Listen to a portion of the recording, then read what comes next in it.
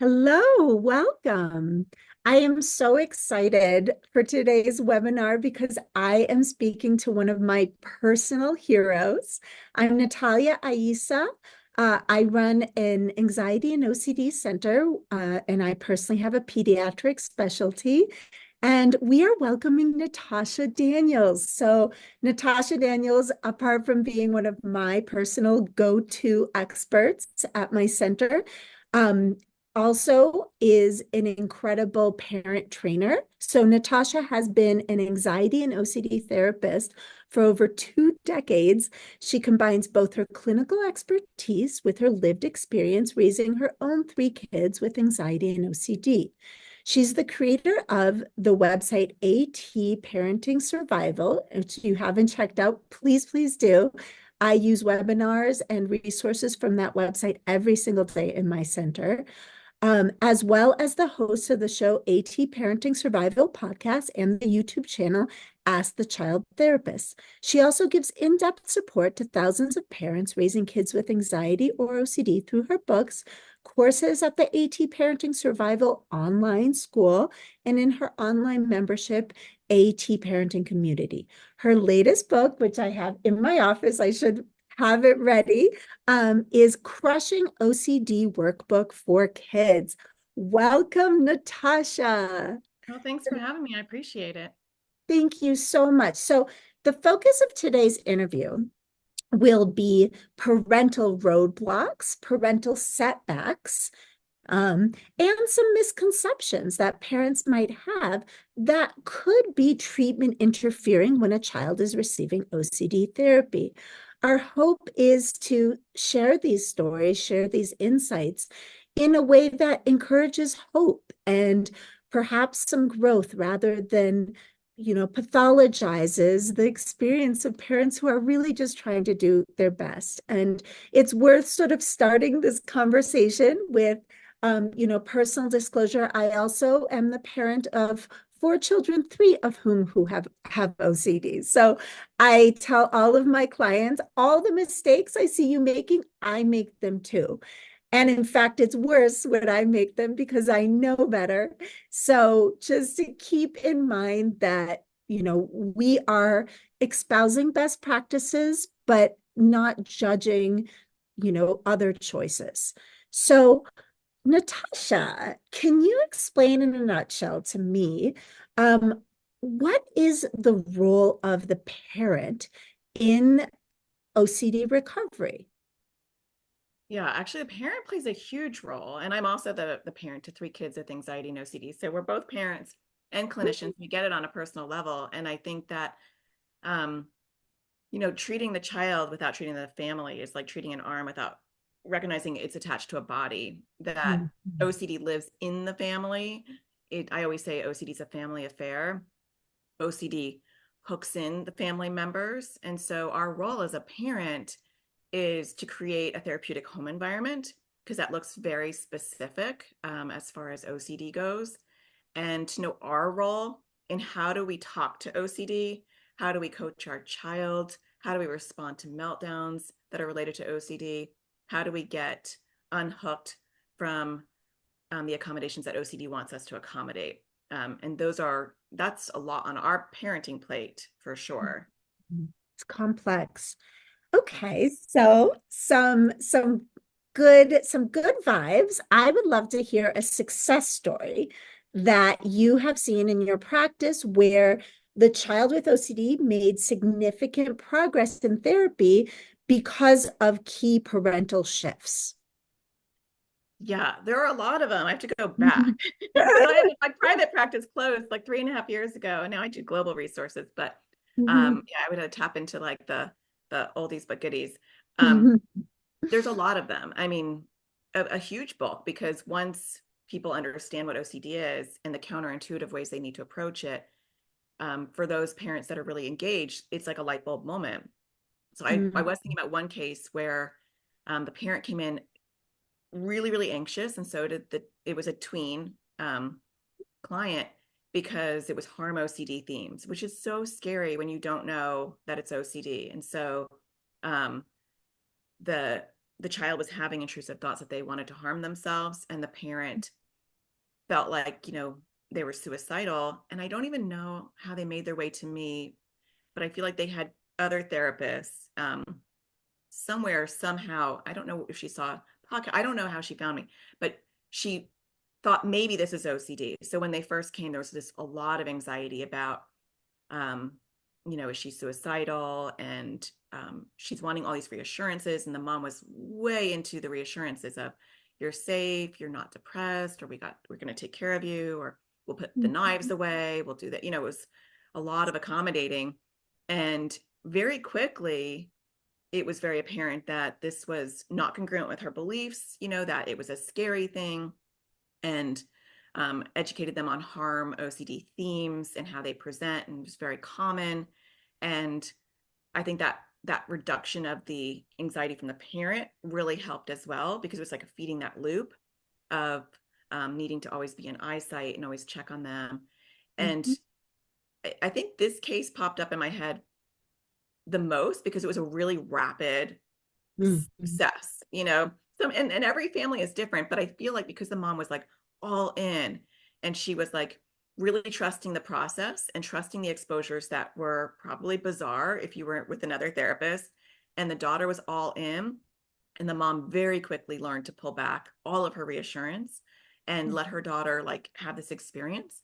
And so she progressed, and it was, within a few months, she wasn't having any of those intrusive thoughts, and she was on maintenance, and new themes started to pop up, but it was the foundation of how you approach it. The mom knew her role, the daughter knew her role, and they had a therapeutic home environment, and they did not need me anymore because they had that foundation set up. And that's the ultimate goal. That's beautiful. I just want to share that yesterday, my partner ran into his old client who was an ARFID and agoraphobia client in a restaurant. And like, that's the best feeling. We're just like, oh, you're out in the world doing your thing. You don't need me anymore. I think a lot of child therapists, unfortunately, try to centralize themselves in a family system. And OCD child therapists know that our job is to work ourselves out of a job. Yeah, absolutely. So where do you see parents of children with OCD get most stuck in this process? There's a lot of places where you can get stuck. I feel like OCD brings up triggers for ourselves as a parent. And so, parents get stuck in different ways, depending on their own history, their own triggers, their own childhood. I think sometimes they get stuck in learning that they have to pull back their entanglement with OCD and watching their child sit in distress. And so that does something to us and our nervous system. And so sometimes parents get stuck on that. Am I a failed parent because now they're struggling and I'm not providing the relief? Am I doing more harm than good because now my child is struggling and I'm not doing anything to relieve that stress? And so, and there can be triggers. I mean, sometimes they have their own anxiety and OCD themes. Sometimes their child struggles trigger their own mental health issues, or there's family dynamics where someone else has anxiety and OCD and they're like, I don't want you to be like Uncle Bob, or I don't want you to be like my dad. And that, so your responses are not just to your child, but they're to also your fears of, I don't want you to turn into my dad, or I don't want you to not be able to go to college when they're in preschool. So lots of struggles that we have to process as parents. That's part of our journey. I always say, like, there's two journeys here. There's the child's journey, and then there's our journey, and they're not the same. What we need to do and what our role is different than our child's role. So learning our role, and part of our role is processing our own struggles, our triggers, how we're showing up to the battle, and our role in it, which is hard. Very, very. Thank you. So those of us who are ERP therapists, ERP specialists, exposure response prevention, we often get fired or our families try to fire us because it causes distress to the child. So how do you deal with families that, or used to in your private practice, families that fire the therapist? I feel like if they fire the therapist or if they fire us, we may not have done enough proactive education.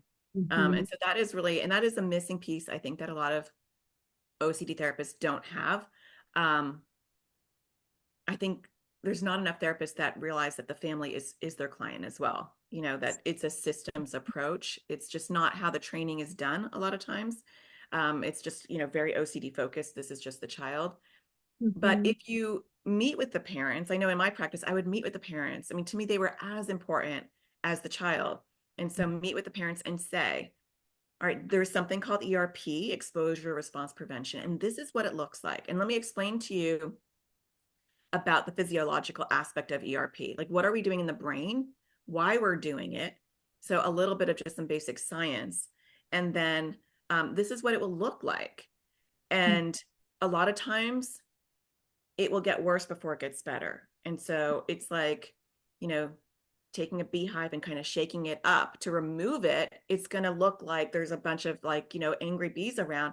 We've kind of disrupted the pattern. And so OCD will have a tantrum.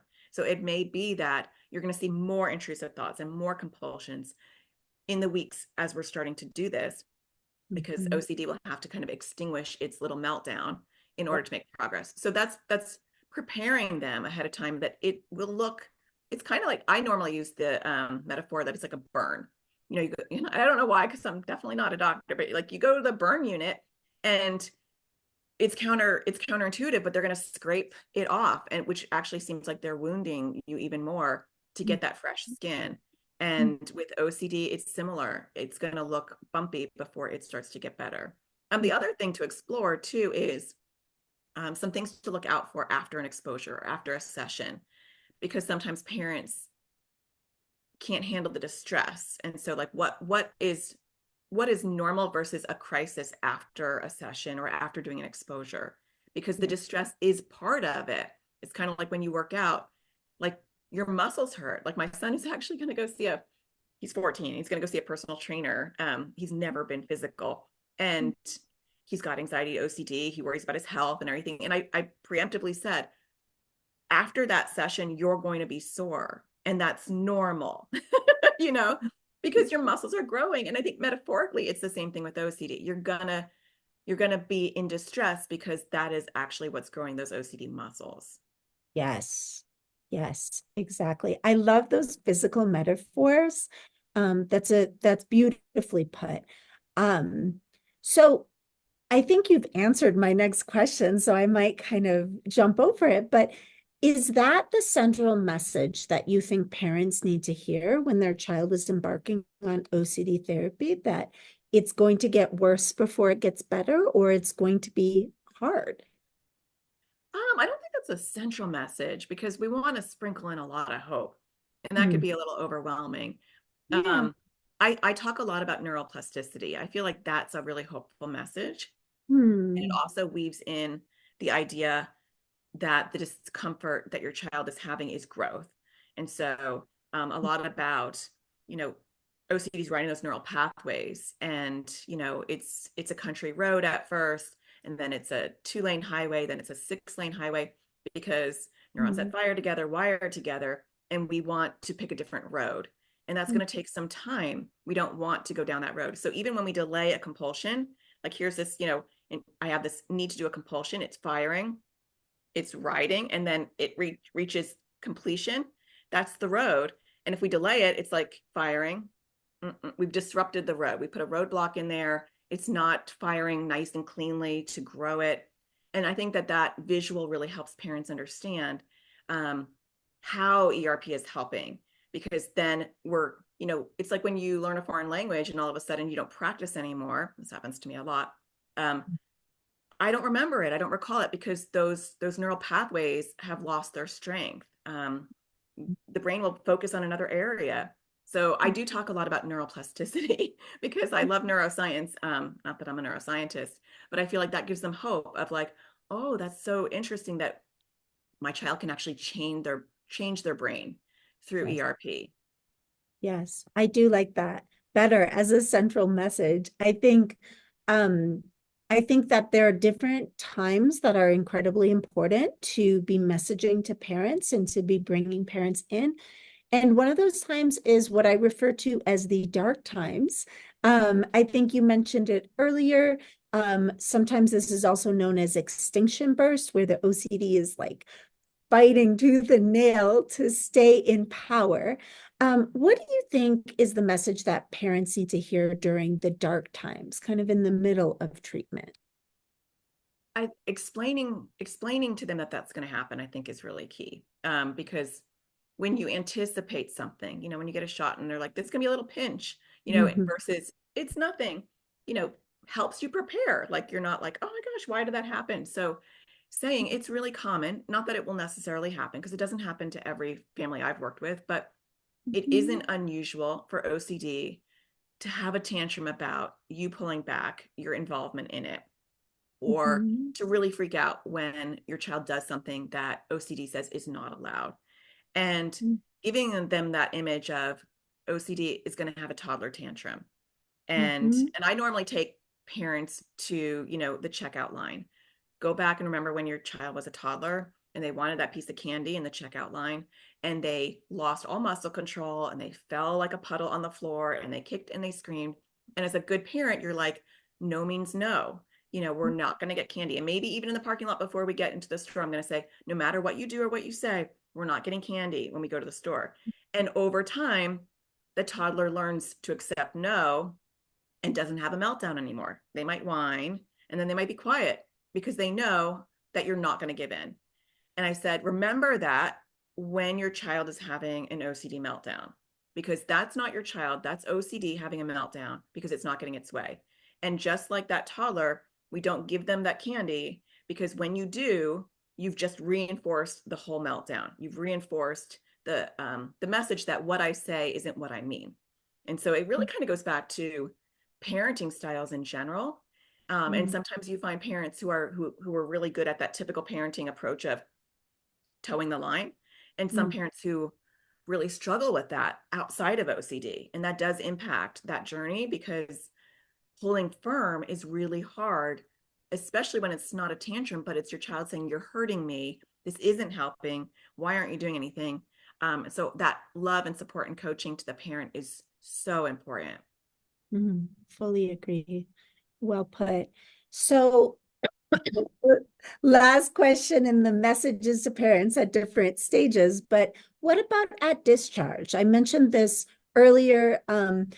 OCD treatment is time limited. We are not trying to be part of like forever for your child. We're trying to reach discharge. So when OCD symptoms are subclinical, most of us discharge. What message do you feel like parents need to hear during OCD discharge?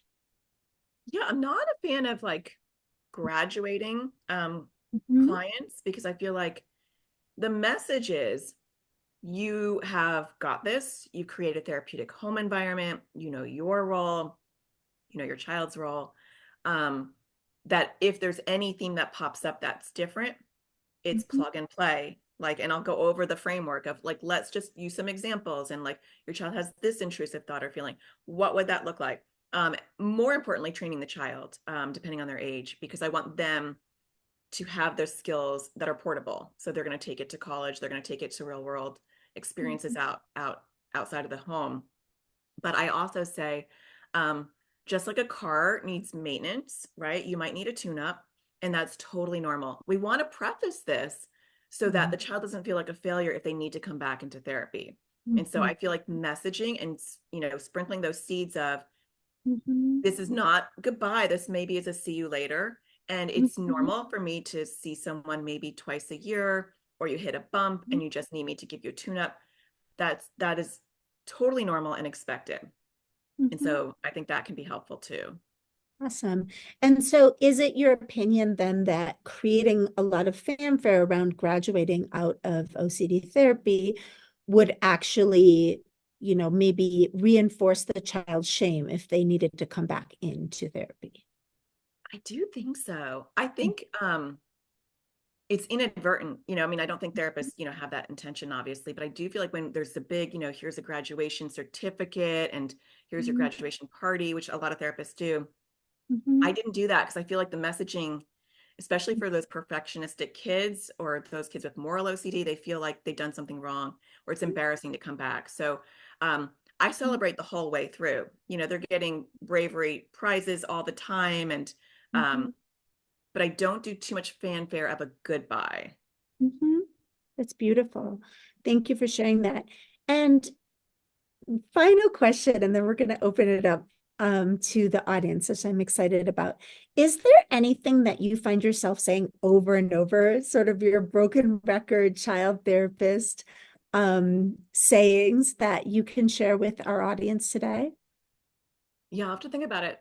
One, which is common, is I don't want to teach them about OCD. I don't want them to read any books or watch videos because they might catch a different theme. So I do hear that one a lot. So this fear of like, don't rock the boat, let's walk on eggshells. And really, we can't have that approach because knowledge is power, as they say. And the more parents know, and the more our kids know, the more they're able to find those disguises and identify them. The other one I get a lot is if I don't complete the OCD loop, am I hurting my child? Are they struggling on their own? And so a lot of education on why that's happening and that we can still support our kids. Sometimes I think parents take this very literally and they don't say anything. Their child's struggling and they're just like, I couldn't say anything. And that's not the message. The message is, I'm so sorry that OCD is giving you a hard time.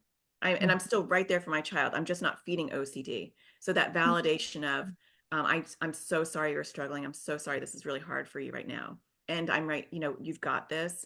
And how can I support you? Versus feeding into the loop. Love it. Love it. Okay. So our first audience question. This is for you, Natasha. When ERP treatment seems to make the OCD worse, how long until you start to see them progress? How many days a week do you recommend a child sees a therapist for OCD treatment? I think every kid is different. So it'll be really hard to kind of have a generalized answer for this. If ERP is making it worse for a long period of time, and it's so hard to quantify what that means. Certainly, if I was doing ERP with a child for over 2 months and they were having a hard time, that would be concerning to me. And I'd want to explore, are there comorbid conditions? Is there mood stability? Are there other aspects that need to be addressed before we do ERP? Or do we need to just maybe do ACT for a while, acceptance commitment therapy, and work on their values and get psychoeducation on understanding OCD? So OCD treatment isn't just about ERP. I mean, a lot of times I would spend months and months and months just working on motivation, education, having the parent reduce their accommodations to the OCD.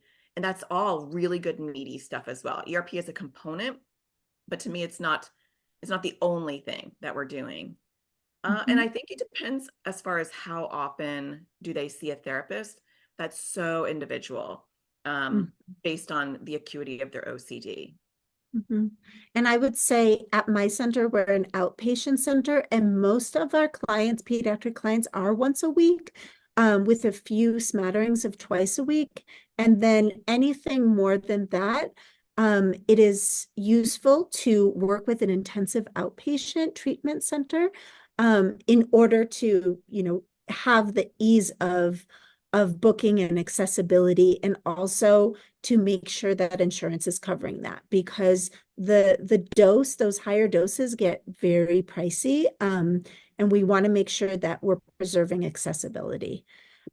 Next question for Natasha. How do you help motivate kids and teens when they are really fighting back against doing their exposure work?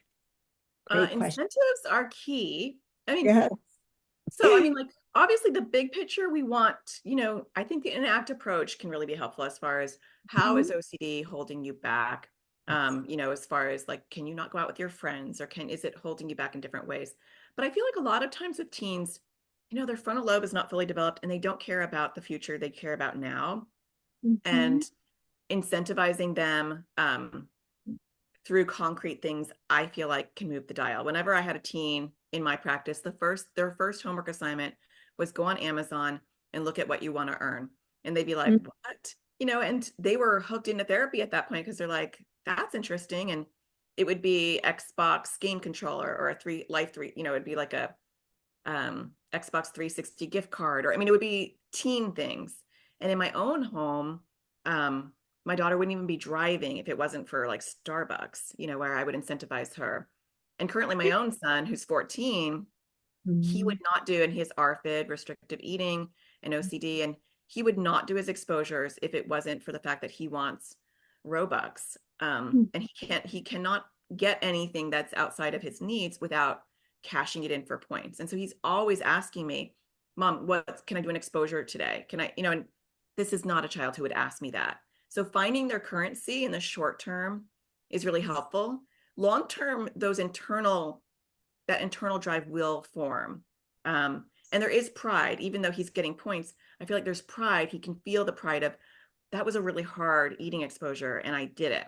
And so the reward is also that feeling of pride that they get. Beautiful. I'll chime in and say we have many jars of prizes and candy at our center in the front. We make it fun. We gamify. We also, are not shy about, asking children, what would it take? Like, what would motivate you? I think that, so again, like Natasha said, that prefrontal cortex is not fully formed. And so we have to deal with that difficulty with delayed reward. So there are no further questions from the audience right now, and we only have 3 minutes left. So I am just wanting to express so much gratitude for Natasha, and if it's okay to just gush a little bit, as an early OCD specialist, I did not see a lot of resources out there for how to treat children. And Natasha's work and what she's put out there helped me so much. And if you are a therapist that is watching this, please, please look at these resources. They are counterintuitive to what we are taught as therapists. If your child is seeing a non-OCD specialist, please guide them to Natasha's work, because it's the subject of a whole other webinar, but unfortunately, many child therapists don't know anything about OCD. And part of Natasha's mission is not only parent education, but reaching those child therapists that maybe aren't getting it. So Natasha, do you have any words in closing? No, I appreciate you having me on. And I feel like it's a journey and just taking it one step at a time. I think, as you said at the beginning, we're both parents to kids with OCD as well. And we mess up, it's a daily practice, and just showing up every day like it's a fresh day and not beating yourself up about mistakes is so hard, but so important. Absolutely. And I would say also incentivize yourself. If you, rather than accommodate, which sometimes is the easy thing, you do the hard thing, find ways to reward yourself and acknowledge that you did something more difficult. And however, that helped your child grow. All right. Thank you so much. It was an honor. Yeah, thanks for having me.